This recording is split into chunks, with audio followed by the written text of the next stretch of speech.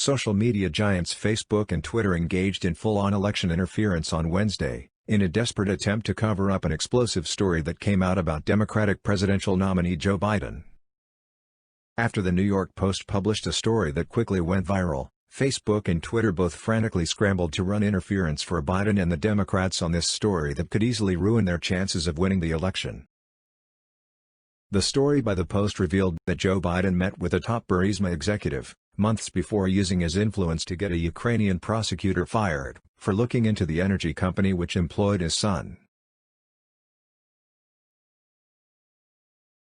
Facebook intentionally limited the distribution of the story while Twitter labeled links to the story unsafe, and even locked accounts of people sharing the story. Facebook spokesman and former Democrat staffer Andy Stone announced on Twitter, "While I will intentionally not link to the New York Post, I want to be clear that this story is eligible to be fact-checked by Facebook's third-party fact-checking partners. In the meantime, we are reducing its distribution on our platform." A Twitter spokesman said the link was being banned across the platform in line with our hacked materials policy as well as our approach to blocking URLs. Twitter also claimed the article lacked authoritative information, but did not explain this position further.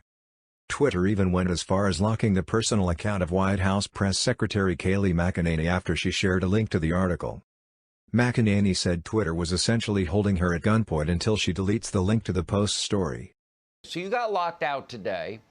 I really didn't understand from @Jack what he was trying to say, because if you share a the Russia-Trump conspiracy theory, I don't remember people getting locked out for those lies that we now know they shared then and even today still share. Yeah, that's exactly right. It made no sense what he said. And consider this, Sean. This was a news story with emails, pictures of the emails, which even the Biden campaign does not dispute the authenticity of the emails. They had a chance today. They did not. But meanwhile, you're allowed a story about President Trump in The Atlantic, where you had more than 20 sources on the record disputing the content of the email. You have the Ayatollah of Iran tweet death to Israel, and this is permitted on Twitter, but not an email that is reported, by the way, by Fox News's news division, by the New York Post, a credible outlet. You are not allowed to share that information. And make no mistake, if they can ban the press secretary of the United States for President Trump, they can ban you as a citizen, and that is pathetic. That's a great point. Our own Adam Housley on his account has confirmed the authenticity of that, as have other media outlets that have been reporting on the story. I hear there's a lot more to come. Do you know what's coming? I don't, and it's not a temporary blockage. When I log onto my Twitter account, it says I'm permanently banned. They essentially have me at gunpoint and said, unless you delete a news story reported by the New York Post, I cannot regain access to my account. This is censorship. It is not the American way. This is not how a freedom-loving democracy operates. And we have to hold Twitter accountable. And Facebook, too, is banning the transmission of the story simply because ideologically it hurts the side of the aisle that Silicon Valley prefers. It's sad. It's censorship. This is not America.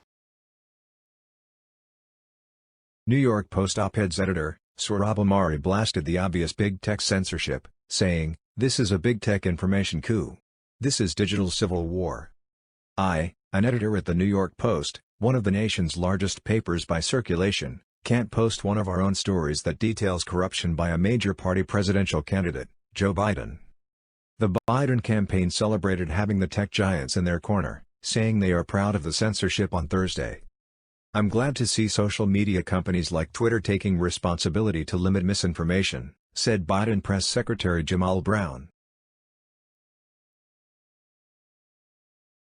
The censorship was met by legal threats from Republican lawmakers including Senator Josh Hawley, who said, "So Facebook is going to actively censor a New York Post investigative story on the Democrat candidate for president. But rest assured, Facebook is a neutral platform with no political viewpoints. I want to know on what grounds you are actively censoring a news report about potentially illegal corruption by the Democrat candidate for president," said Hawley in a follow-up tweet. "If you have evidence this is disinformation, disclose it immediately." Hawley said during an interview that he will be inviting Facebook and Twitter to come testify under oath to my subcommittee in the United States Senate, referring to the subcommittee on antitrust, competition police, and consumer rights. The American people deserve answers.